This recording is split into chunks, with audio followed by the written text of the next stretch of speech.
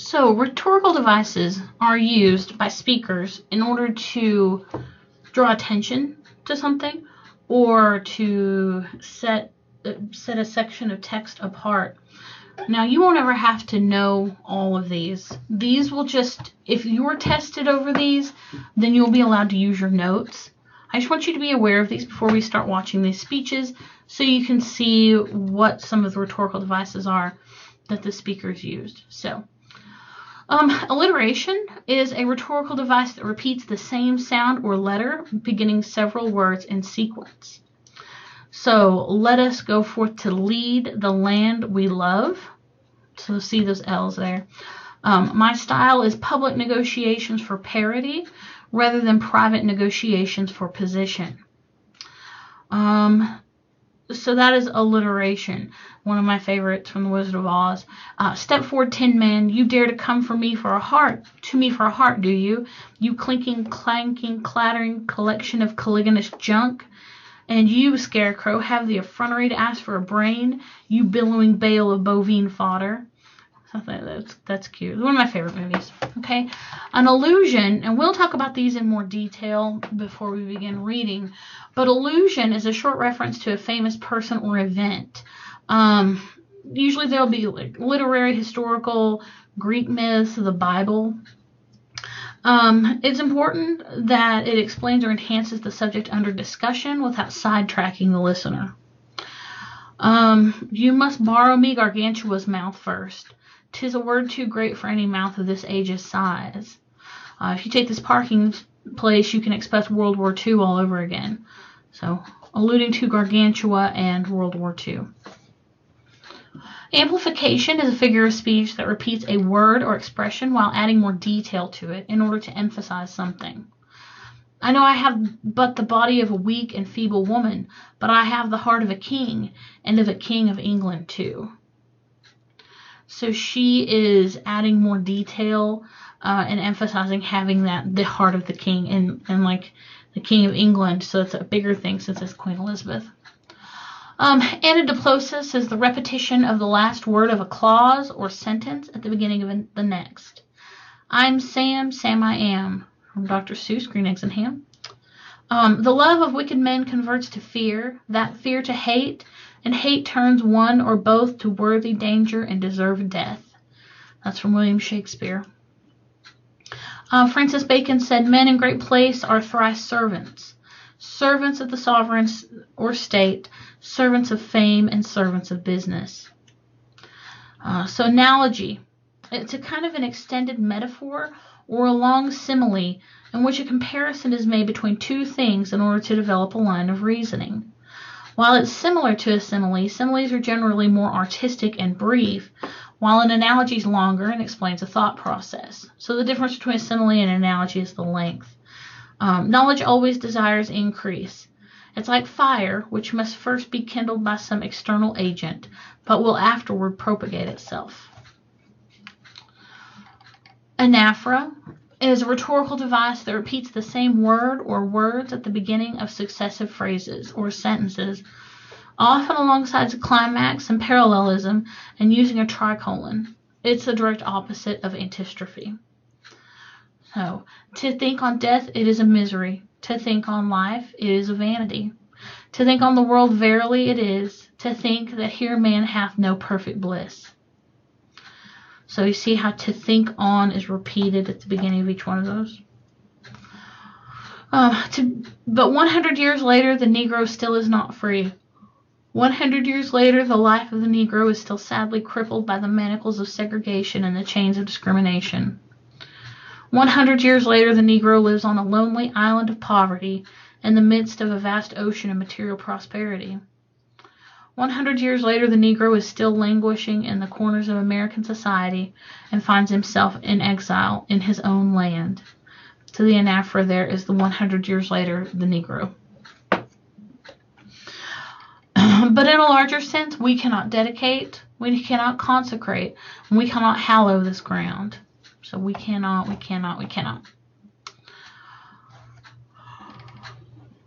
can look at those other ones if you're interested and still need those examples. Anastrophe is a departure from the normal word order for the sake of emphasis. 7 years ago, this much we pledge and more. That is anastrophe. Antistrophe, also known as epistrophe, is a figure of speech that repeats the same word or phrase at the end of successive clauses. So it's the opposite of anaphora. A day may come when the courage of men fails, when we forsake our friends and break the bonds of fellowship. But it is not this day. An hour of wolves and shattered shields, when the age of men comes crashing down. But it is not this day. This day we fight. So at the end of clauses, but it is not this day, is repeated.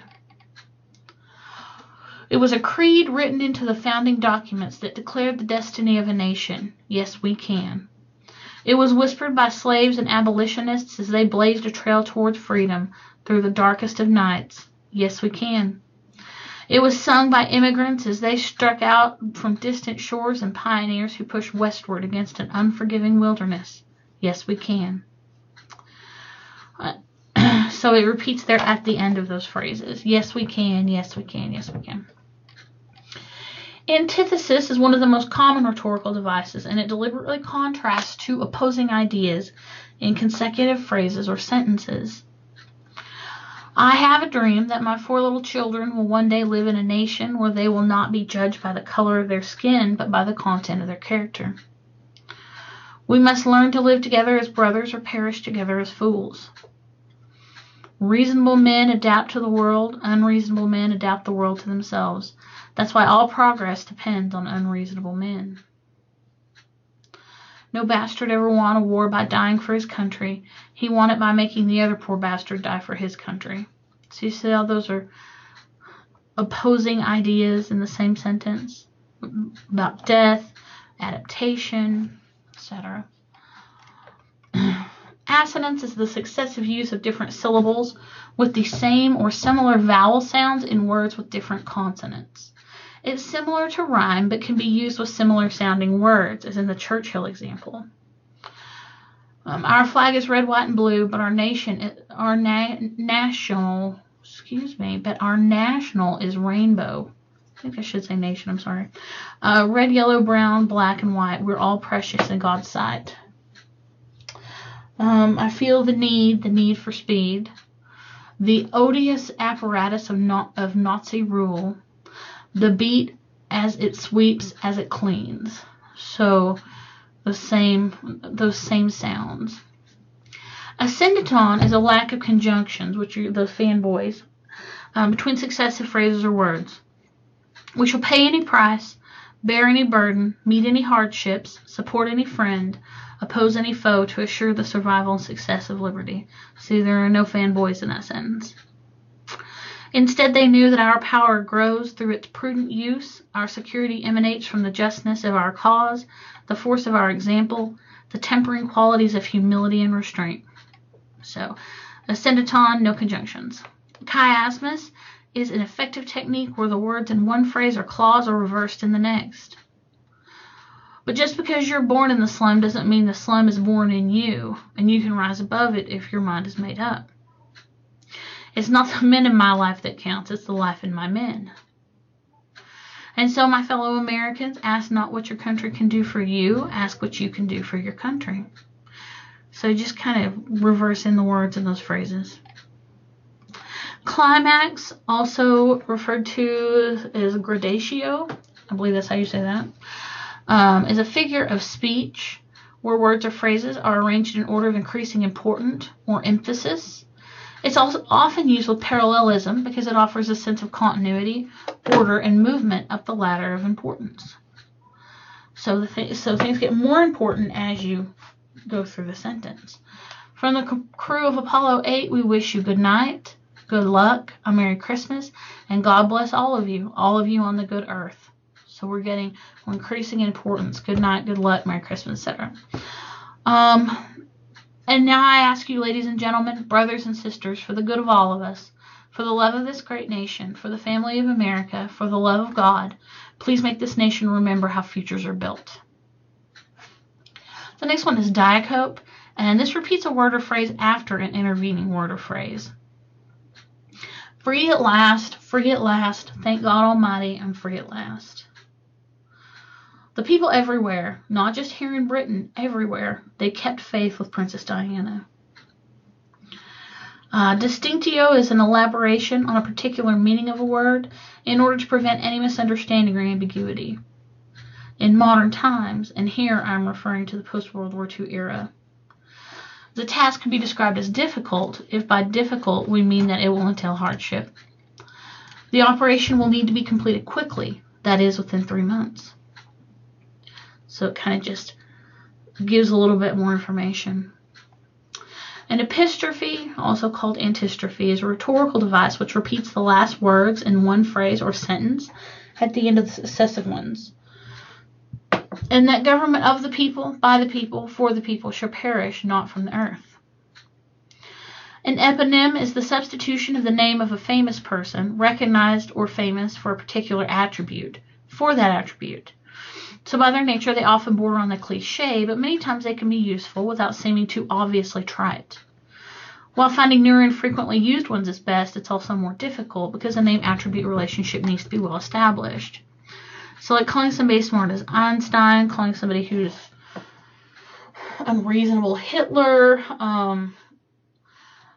And we almost realize Uncle Sam's not supposed to be Santa Claus, so somebody who's generous, calling them Santa Claus. It's identifying a person with certain attributes and using that. An expletive is a word or short phrase that interrupts normal speech in order to lend emphasis to the words immediately next to it. We shall never surrender, and even if, which I do not for a moment believe, this island or a large part of it were subjugated and starving. So the epistrophe there is, which I do not for a moment believe. Oh, the expletive, I'm sorry. And this city, Prague, this golden city, which is both ancient and youthful, stands as a living monument to your unconquerable spirit. So here is our expletive right there. Hyperbole is the, I usually call that the 7th grade girl speech, because it's an exaggeration for emphasis or effect. And it's the opposite of meiosis. It must be clearly indicated as an exaggeration and should be used sparingly to be effective. That is, don't exaggerate everything, but treat hyperbole like an exclamation point to be used only occasionally. Ladies and gentlemen, I've been to Vietnam, Iraq, and Afghanistan, and I can say without hyperbole that this is 1,000,000 times worse than all of them put together. It's from The Simpsons. The chicken is so underdone, a skilled vet could probably bring it back to life. Or you can exaggerate one thing to show how really different it is from something supposedly similar to which it's being compared. This stuff is used motor oil compared to the coffee at Starbucks.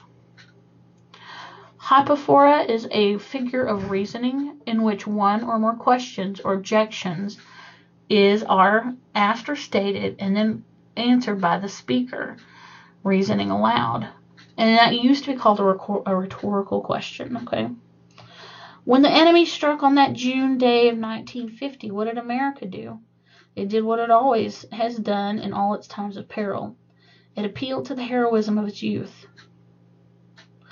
But there are only 300 of us, you object. 300, yes, but men, but armed, but Spartans, but at Thermopylae. I've never seen 300 so numerous. Latites is a particular form of understatement which denies the opposite of the word which otherwise would be used. I'm not unmindful that some of you have come here out of great trials and tribulation. So the not unmindful part would be the latites there. Meiosis is a deliberate understatement. It's the opposite of hyperbole. The situation has developed not necessarily to our advantage. Now, as Emperor Hirohito announcing to the Japanese people that atomic bombs had been dropped on Hiroshima and Nagasaki.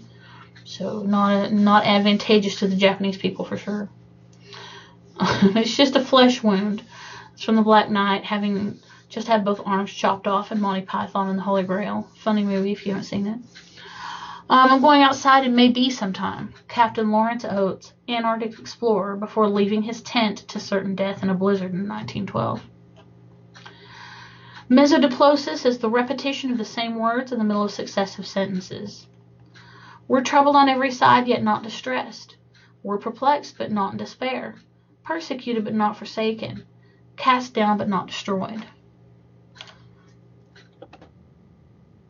Today in America, a teacher spent extra time with a student who needed it and did her part to lift America's graduation rate to its highest level in more than 3 decades. An entrepreneur flipped on the lights in her tech startup and did her part to add to the more than 8 million new jobs our businesses have created over the past 4 years. An auto worker fine-tuned some of the best, most fuel-efficient cars in the world and did his part to help America wean itself off of foreign oil. The last example of a repetition, American leadership depends on a military so strong that no one would think to engage it. Our military depends on an economy so strong it can support such a military.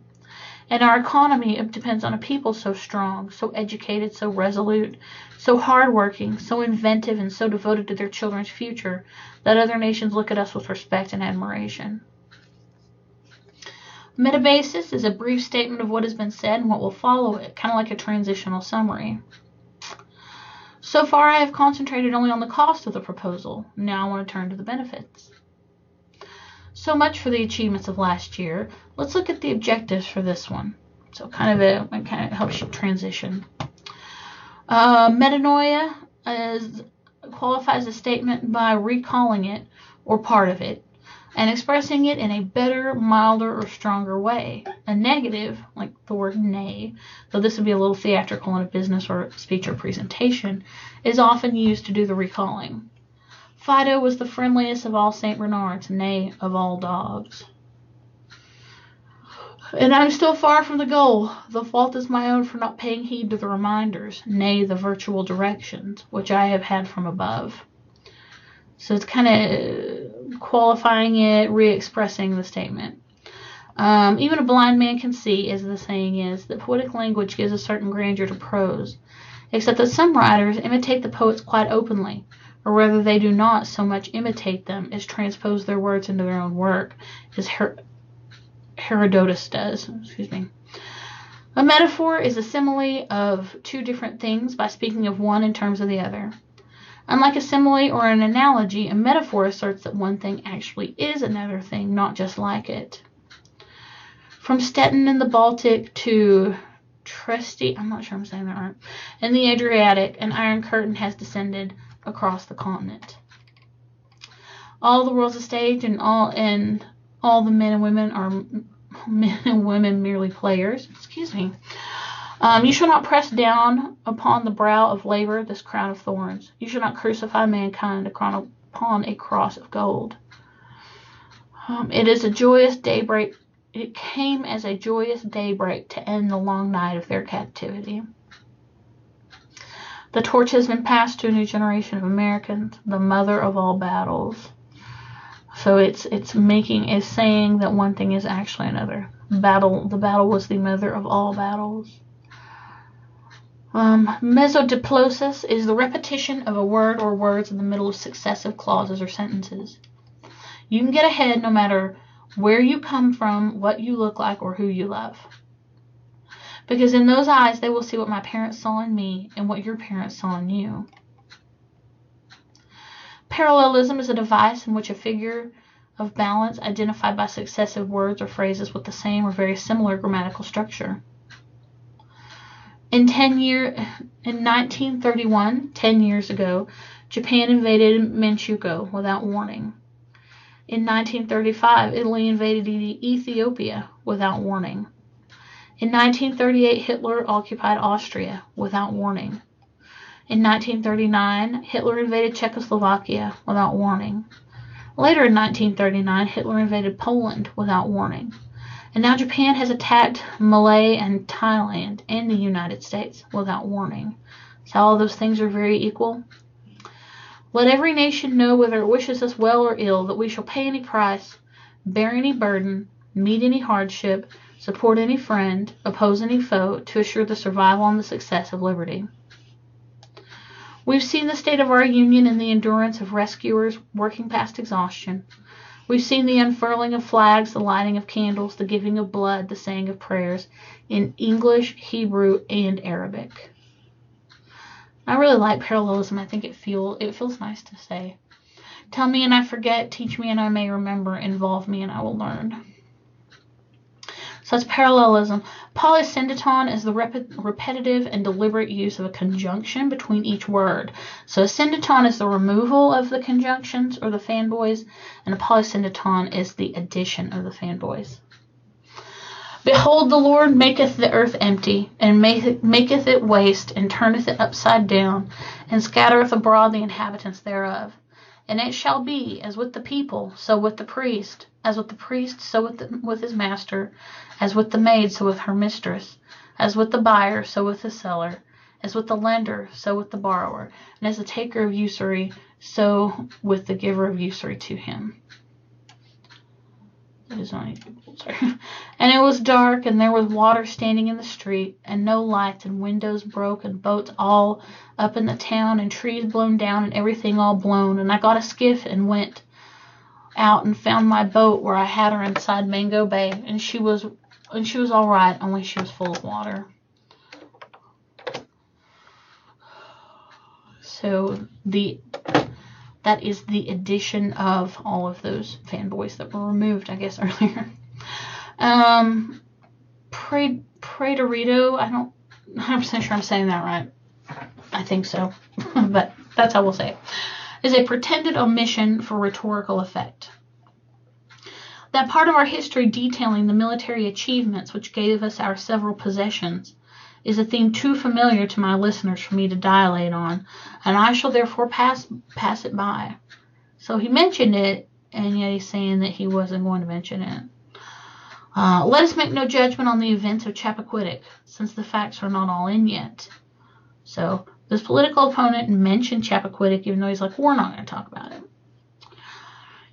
Sometimes it's used to draw attention to something in the very act of pretending to pass it over. It would be unseemly for me to dwell on the honorable member's drinking problem, and too many have already sensationalized his womanizing. So he's saying he's not going to do it, and yet he does. We will not speak of all Queequeg's peculiarities here, how he eschewed coffee and hot rolls, and applied his undivided attention to beefsteaks done rare. Again, his peculiarities were mentioned, even though he said he wasn't going to mention them. Schisis onomaton. This is not a good day for my tongue to be all tied up. It's a figure of speech which emphasizes something by expressing it in a string of generally synonymous phrases or statements. While it should be used carefully, this deliberate and obvious restatement can be quite effective. Although it can use more than three, it tends to be most effective when used in conjunction with a tricolon. We succeeded, we were victorious, we accomplished the feat. So those are all the same thing, but it's for emphasis, right? A sinful nation, a people laden with iniquity, a seed of evildoers, children that deal corruptly. Again, all the same things, but it's an emphasis. But there's one thing these glassy-eyed idealists forget. Such a scheme would be extremely costly, horrendously expensive, and require a lot of money. That is heartbreaking. It's wrong, and no one should be treated that way in the United States of America. So it uses these words. Schisis onomaton emphasizes things with generally synonymous statements. Sententia is a figure of argument in which a wise, witty, or well-known saying is used to sum up the preceding material. I'm happy tonight. I'm not worried about anything. I'm not fearing any man. Mine eyes have seen the glory of the coming of the Lord. A simile, as we know, is a comparison between two different things that resemble each other, comparing an unfamiliar thing to some familiar thing known to the listener, usually prefaced with the word like. He bestrides this narrow world like a colossus. Love is like a red, red rose. Let us go then, you and I, where the evening is spread out across the sky like a patient ether eyes upon a table. We're going to go through them like crap through a goose. That's not very delicate, but it works to explain simile. Simplicy is the, this repeats the first and last word or words in one phrase or sentence with the successive ones, and it combines anaphora and antistrophe. In 1931, 10 years ago, Japan invaded Manchukuo without warning. In 1935, Italy invaded Ethiopia without warning. In 1938, Hitler occupied Austria without warning. In 1939, Hitler invaded Czechoslovakia without warning. Later in 1939, Hitler invaded Poland without warning. And now Japan has attacked Malay and Thailand, and the United States without warning. So it repeats the first and last word or words in one phrase or sentence in one or more successive ones. Much of what I say might sound bitter, but it's the truth. Much of what I say might sound like it's stirring up trouble, but it's the truth. Much of what I say might sound like it's hate, but it's the truth. And tricolon is the use of words, phrases, examples, or the beginnings or endings of phrases or sentences in threes. So government of the people, by the people, for the people. Never in the history of human endeavor has so much been owed by so many to so few. So those are the rhetorical devices that we're going to know. There are others, but those are some of the more common ones. And now I am going to work on getting my tongue untied.